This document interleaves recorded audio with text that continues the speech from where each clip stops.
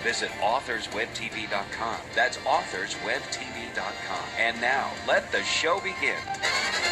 Hi, this is Linda Thompson, your host for The Authors Show. Our guest today, Cass Gayrui, wrote An Era of Error, a book about South Africa during apartheid from 1960 to 2000.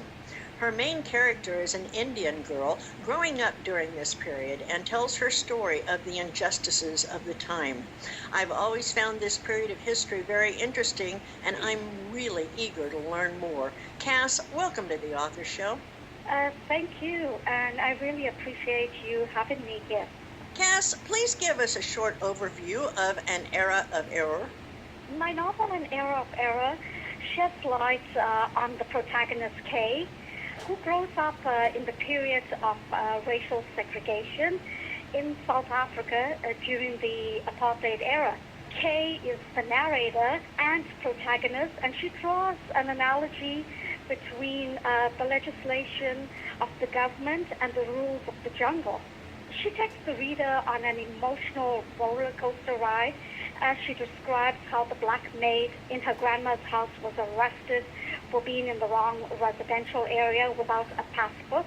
A passbook is equivalent to a passport. And like many other teenagers, she hangs out with friends at the beach, at the park, which is total paradise, I would say a utopian society. However, they are haunted by the signs of the apartheid system. At the university, Indian students demonstrated and demanded that Nelson Mandela be released from Robben Island, and the police entered and a lot of students were brutally beaten up. But despite the terror, the torment, the fear and brutality, the most beautiful love story transports Kay and her white boyfriend Pete into a new dimension, which goes against the Immorality Act and brings about more terror in their relationship. Did you write your book with a particular type of reader in mind? Oh, yes, for sure. The age group that I appeal to are young adults and adults. My protagonist and narrator is Kay, as I mentioned earlier. She mirrors the life of young adults. Her life is emotional and in the center of all drama. Young adults gain a deeper insight into the apartheid era with the contemporary images of the life of a young East Indian girl growing up in South Africa. And besides that, it has all the elements of a story. The story begins, the rising action, the climax, the denouement, and catastrophe. And adults are also interested in my book because it deals with social injustices. And in our present society today, adults are very, very much involved in the social injustices or social issues such as racism or other social issues. What was the motivation for you to write An Era of Error? I'm teaching grade 12 English, I would say, since the year of the dinosaur. After years of teaching in a grade 12 English class, I've engaged in repeated anecdotes to my attentive students, and year in and year out, the students showed interest. So with the thirst of knowledge, they begged for more. So now I utilize this novel, An Era of Error, to place these anecdotes on page with fictional characters and an exciting plot. Do you feel there's another author that may have influenced your writing style? Yes, for sure. An Era of Error, I believe, does reflect other books. I would like to draw metacognitive awareness or a text-to-text connection between this book and any other books that are based on the Holocaust, such as Schindler's List and Frank's Diary. They all chronicle the upheavals of the radical political regime. You were born in South Africa and have since migrated to Canada. Does An Era of Error reflect any of your personal experience? Yes, An Era of Error does reflect on my life as a South African. I've been through and lived through the apartheid era of South Africa. Therefore, I would say my protagonist, Kay, does reflect on what I've been through.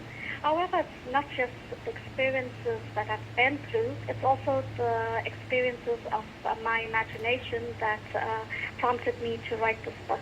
How did you arrive at the title for your book?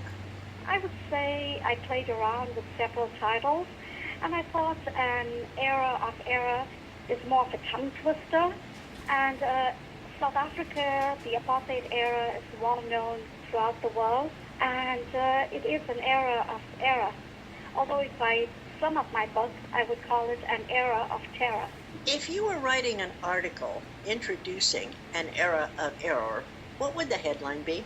The headline of the article would be racial segregation in South Africa, which is also the major theme that runs through the novel An Era of Error, because it does reflect on the lives of Nelson Mandela and the great leader Mahatma Gandhi. Both were dominant figures and most influential leaders in the South African liberation movement. They stood in the path of tyranny and injustice to dismantle the apartheid system in South Africa. And the protagonist, Kate, does not fail to mention these great leaders that add to the plot of the story. Are your characters purely fictional, or do you draw from people you know? My characters are fictional. However, I did mention characters such as Nelson Mandela and Mahatma Gandhi. The other characters, I would say, stem purely from my wild imagination.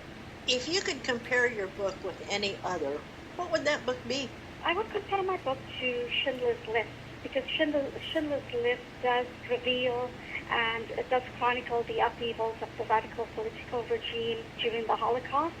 And my book shadows the same tone and the same atmosphere, because it deals with the upheavals of the radical political regime in South Africa. Where can our listeners learn more about you, your work, and most of all, where can we purchase An Era of Error? An Era of Error is available on Amazon. It's available in Barnes & Noble and several other bookstores online. And for those residing in Ontario, they can purchase a copy from my school, Governess Academy. I will spell that out to you. It's Governess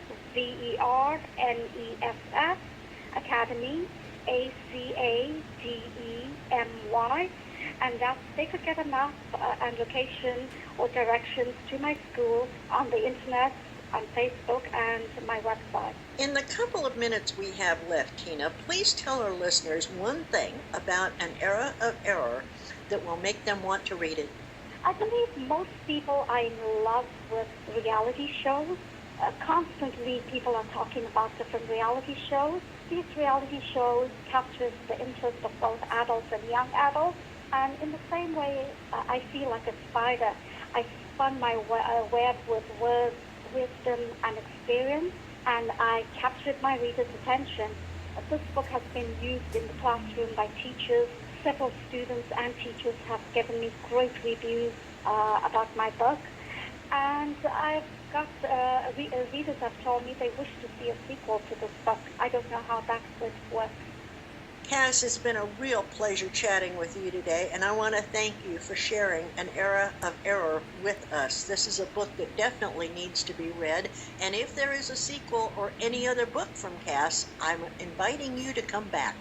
Thank you, Linda. I do have 5 books on the market right now, and at the moment I'm halfway through my 6th book, so I'd love to visit you again. And once again, thank you so much for providing me with the opportunity to be with you today and talk to you about my book. In her submission package, Cass says, the major characters in An Era of Error suffered gross violation of civil rights and human rights unleashed by the apartheid era. This, amidst the brutality, emerges the most beautiful story that transports the main characters into a new dimension. What more could you want in a good read with an important message? This is Linda Thompson, concluding another edition of The Author Show.